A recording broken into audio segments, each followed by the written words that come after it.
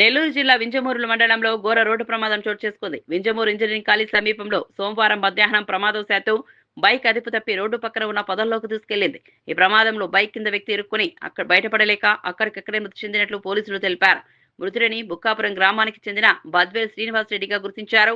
ప్రమాదం జరిగిన సమయంలో రోడ్డుపై ఇతర వాహనాల రాకపోకలు తక్కువగా ఉండడంతో సంఘటన కొద్దిసేపటికి తర్వాత బయటపడినట్లు గ్రామస్తులు చెప్పారు.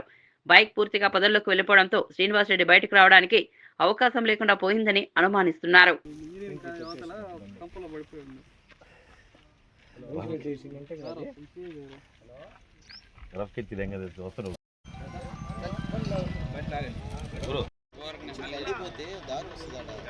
అసలు బాట లేదు.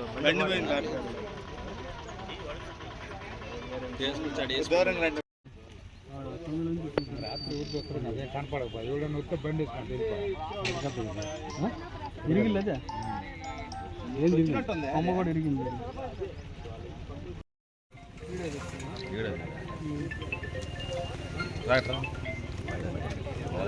బండి ఆటది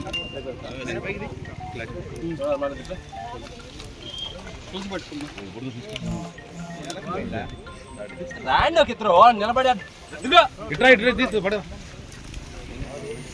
పైకి పైకి పైకి